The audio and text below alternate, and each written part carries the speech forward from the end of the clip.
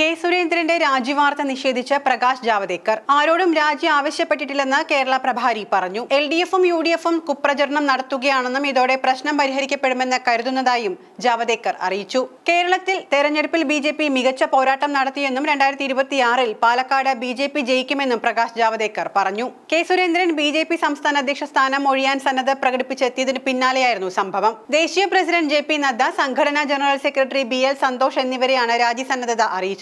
പരാജയത്തിന്റെ ധാർമ്മികോത്തരവാദിത്വം ഏറ്റെടുക്കുന്നുവെന്ന് കേന്ദ്ര നേതൃത്വത്തെ കെ സുരേന്ദ്രൻ അറിയിച്ചു. പാലക്കാട് ഉപതെരഞ്ഞെടുപ്പിലെ പരാജയ കാരണം നേരിട്ട് അന്വേഷിക്കണം എന്ന് ദേശീയ നേതൃത്വത്തോട് കെ സുരേന്ദ്രൻ ആവശ്യപ്പെട്ടു. വിജയം പ്രതീക്ഷിച്ച പാലക്കാട് പരാജയത്തിന് പുറമെ വോട്ട് കുറഞ്ഞതും BJP കേന്ദ്രങ്ങളിൽ ഞെട്ടലുണ്ടാക്കിയിരുന്നു. 2021 നിയമസഭാ തെരഞ്ഞെടുപ്പ് വെച്ച് താരതമ്യം ചെയ്യുമ്പോൾ 7066 വോട്ടുകളാണ് പാലക്കാട് നഗരസഭയിൽ BJPക്ക് കുറഞ്ഞത്. ഭരണമുള്ള പാലക്കാട് നഗരസഭയിലും BJPക്ക് വോട്ട് കുറഞ്ഞിരുന്നു. പാലക്കാട് തോൽവിയിൽ പഴിചാരൽ തുടരവെ വാർത്താ സമ്മേളനം വിളിച്ച കെ സുരേന്ദ്രൻ നാളെ പാർട്ടി നേതൃയോഗം ചേരാനിരിക്കെയാണ് നീക്കം. ചേലക്കരയിൽ രമ്യ ഹരിദാസിന് വോട്ട് കുറഞ്ഞത് എന്തുകൊണ്ട് ചർച്ചയാകുന്നില്ല?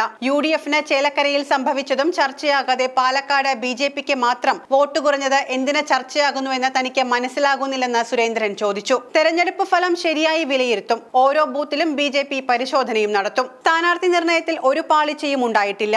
കൂട്ടമായ നിർദ്ദേശമായിരുന്നു കൃഷ്ണകുമാറിന്റെ സ്ഥാനാർത്ഥിത്വമെന്നും ഒറ്റയ്ക്കെടുത്ത തീരുമാനം അല്ലായിരുന്നുവെന്നും അദ്ദേഹം പറഞ്ഞു. തോൽവി സംഭവിച്ചാൽ പഴി കേൾക്കേണ്ടി വരുന്നത് പ്രസിഡന്റ് ആണെന്നും ഇതൊരു കീഴ്വഴക്കമായി മാറിയിരിക്കുകയാണെന്നും സുരേന്ദ്രൻ ആരോപിച്ചു. വിവാദ പ്രചാരണങ്ങൾക്ക് പിന്നിൽ UDF ആണെന്നും UDFനെ BJP പിന്തുണച്ചിട്ടില്ലെന്നും അധ്യക്ഷൻ വ്യക്തമാക്കി. സ്ഥാനം ഒഴിയണമെന്നത് പൂർണ്ണമായും കേന്ദ്ര നേതൃത്വത്തിന്റെ തീരുമാനം പോലെയാണെന്നും പാർട്ടി നേതൃത്വം എന്തു പറഞ്ഞാലും താൻ അനുസരിക്കുമെന്നും തിരുത്തേണ്ടതുണ്ട് എന്ന നേതൃത്വം പറഞ്ഞാൽ പൂർണ്ണ മനസ്സോടെ അംഗീകരിക്കുമെന്നും സുരേന്ദ്രൻ വ്യക്തമാക്കി.